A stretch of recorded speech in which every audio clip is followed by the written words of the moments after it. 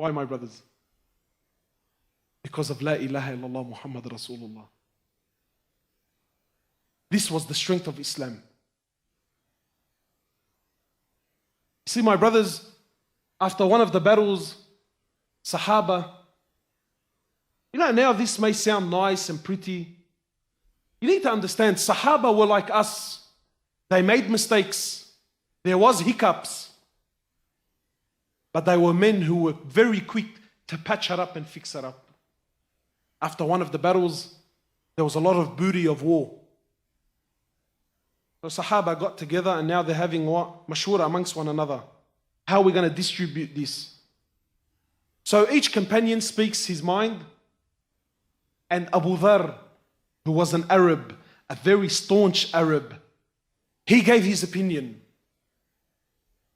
And then Bilal radiallahu ta'ala anhu, who used to be a black slave, when it got to Bilal, Bilal says, Abu Dhar, look, I don't really agree with your opinion. I think this is what we should do. I think this is what we should do. So Abu Dhar became so angry. He says, even you, you son of a black woman, even you're going to disagree with me? Big words. Big words. So Bilal got so cut. He picks himself up and he rushes to Rasulullah sallallahu alayhi wasallam. Let's pause here for a second. Let's speak the language of the boys now, yeah? As far as we're concerned on the street, what did Bilal do, bro? Going to Rasulullah to tell him what happened, according to our language, what did he do? He snitched. Which is a itchay ogay amongst the boys, isn't it? See, my brothers, they didn't have the disease in the hearts that we have. Today, so that I don't snitch, I'll hate on the brother for the next 25 years, no problems. But these men were so pure in their hearts. He rushes to Rasulullah sallallahu alayhi wasallam. He says to my Prophet of Allah, this is what Abu Dhar said to me. Rasulullah sallallahu alayhi wasallam, he storms out of the house. He rushes to Abu Dhar and he grabs Abu Dhar with fury in his eyes. And he says, Abu Dhar, you are a man who still has jahiliyyah in his heart. You are a man who still has ignorance in his heart.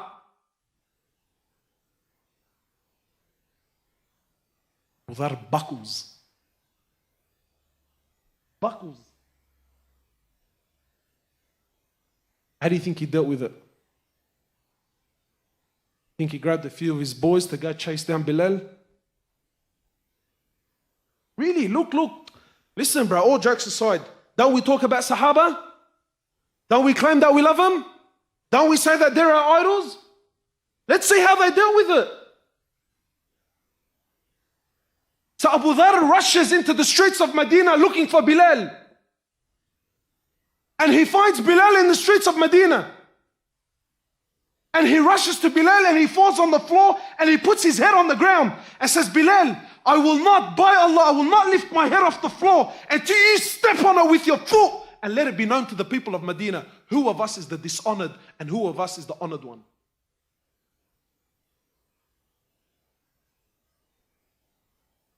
What do you think Bilal did? Come here, you little... No. Then and there, it was finished, done, sealed, over. Gets down on the floor, he kisses Abu Dhar, he says, man, I forgive you for the sake of Allah, brother. Done, finished, dusted. Where's this love gone, bro? Where's this mahabbah gone? My brothers, all we have is each other, man. All we have is each other. Instead of loving on my brother, you know what I don't get? It used to be back in the days, like I understand the street wars, us and them and my area and your area and these boys and that boy. The poison has become, now it's actually even in deen. Now it's in deen. Now it's this sheikh and his crew and that sheikh and this crew and this center and that center and this masjid and that masjid. Allahu Akbar, what's going on? What's going on? What sunnah are you following? What sunnah is this? My brothers, we are brothers. We are brothers. Rasulullah sallallahu alaihi wasallam, he says that this ummah is one body. He says, sallallahu alayhi wasallam, this ummah, look at the analogy he's giving, sallallahu alayhi wasallam. He says, this ummah is one body. If one part of the body hurts, who feels it? He says, the whole body feels it. That brother who's a junkie selling crack and coke on the streets, yeah, we can sit here and badmouth him all day. But he's my brother. And he's a part of this body. And when he hurts, I hurt.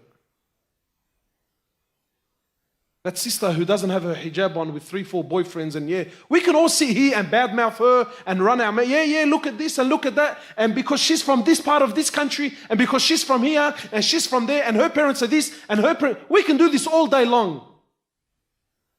But she's my sister. And she's a part of this body. And when she hurts, I hurt.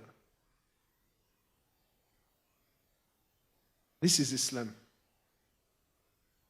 And this is how Sahaba dealt with one another. He says the ummah is like one body. When a part of that body hurts, the whole body stays up the night in fever and in pain. Look at the analogy. I want to ask you something, right? If I harm this pinky here, whatever, man, I fall on the floor, I break it, I cut it off, whatever, bro. This pinky here. What logic, what justice is there that because of this finger, right, this arm is deprived of sleep tonight? You know why? Because that finger is on this hand, and this hand is on this arm, and this arm is attached to this body, and those other parts are also attached to the one body. This is what Rasulullah sallallahu alaihi wasallam is saying.